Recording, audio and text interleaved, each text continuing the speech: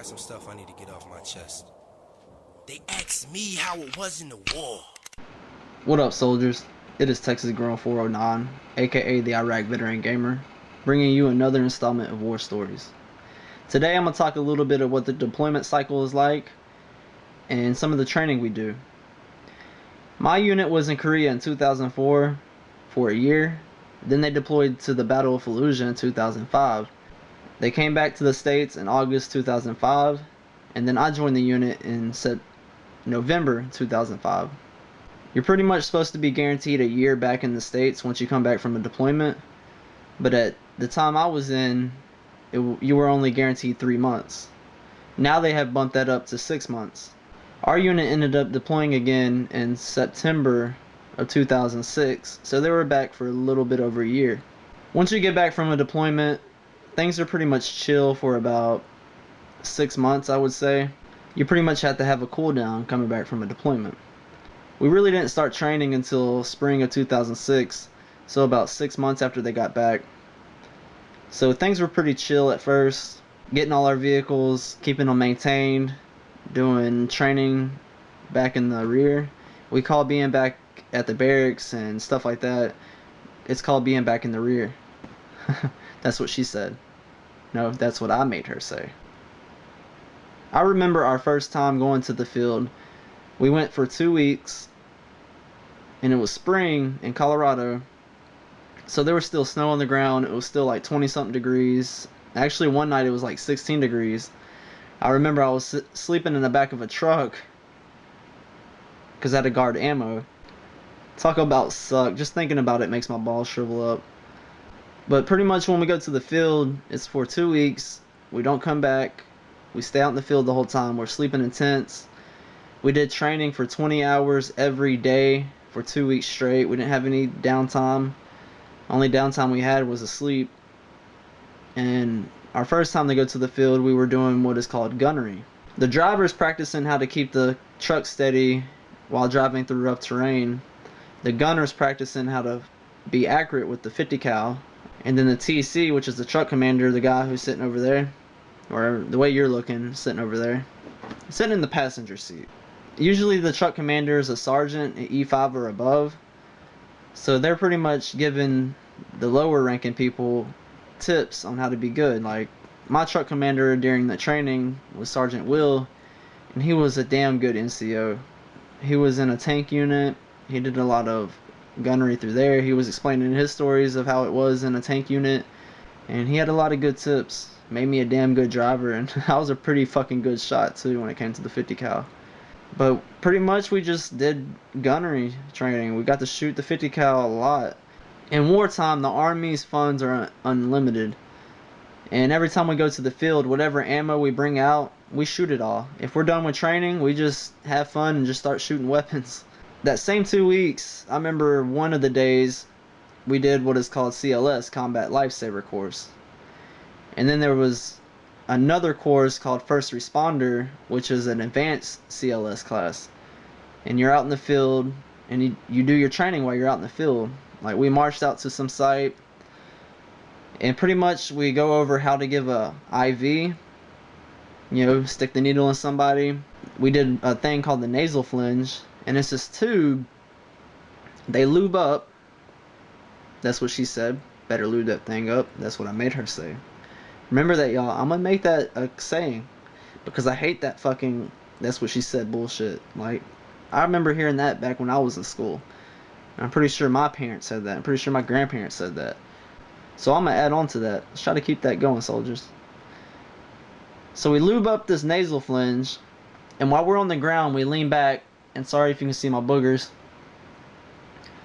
and they stick it down your nose, and then they tell you to swallow, and it goes down in your throat.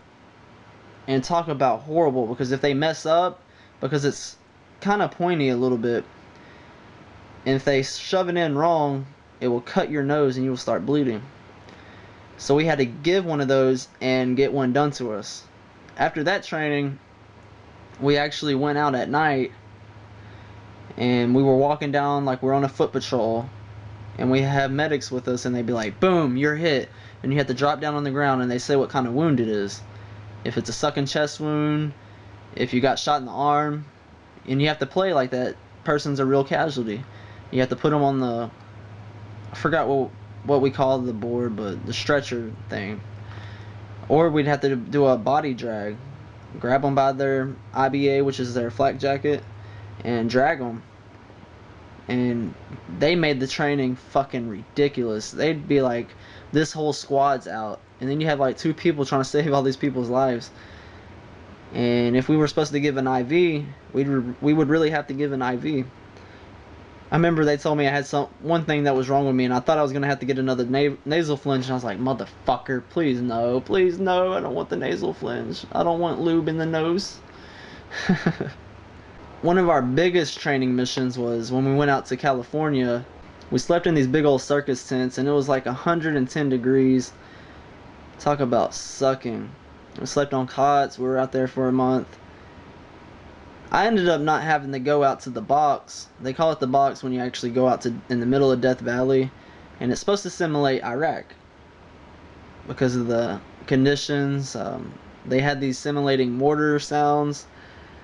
They had this group called Op 4, and they were dressed up like Haji, which is terrorists, and you would have these blank rounds, and you would actually fire at people, and you'd be doing convoys, and you would have to act like you're in war.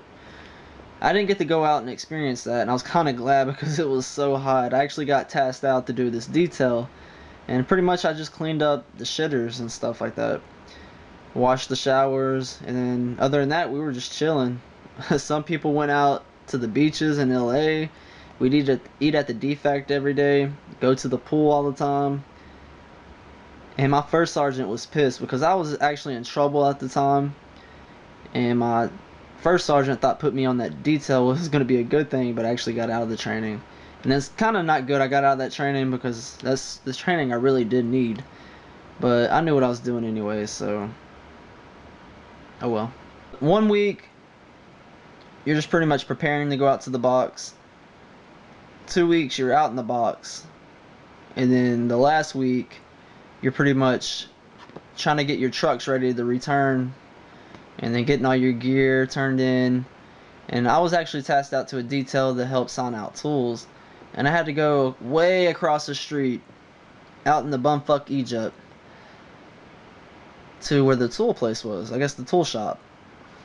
And I was so far away I couldn't ever take a shower. I went without a shower for like a week and a half. Like, I could peel my skin off. I could literally peel my skin off. You know, like when you get sunburnt and you can pull off the skin? I could literally pull off my skin. It was so fucking nasty. When you go out to the field, you don't eat MREs all the time. Regulation is you have to eat 1 MRE, and you usually eat that for lunch. And you get 2 hot plates. And the hot plate is pretty much food from the DFAC that they bring out to you. You get breakfast and dinner, if you have time. Sometimes you have to eat an MRE all day, but they try to follow regulation, and you get 2 hot meals a day. One last little story before I end this. We were doing convoy training, and a group of us went to this building, and they had these stations set up, and they looked like Humvees. They had a projection screen set up, and it was like a video game.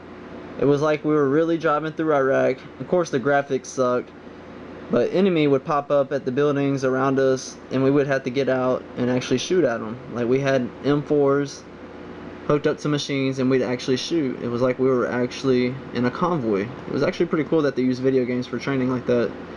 Just a little tidbit for all y'all people who like video games. I know most of my soldiers are gamers, and I'm a gamer myself, so I thought that was pretty cool. Well, soldiers, that's pretty much it for this week. I order you to fire that clicker on the like button. I want you to set suppressive fire on that like button. If I get enough likes, I will actually start talking about the deployment next episode. Anyways, I hope y'all enjoyed this. Until next week, Texas Grown 409, aka the Iraq Veteran Gamer, is out.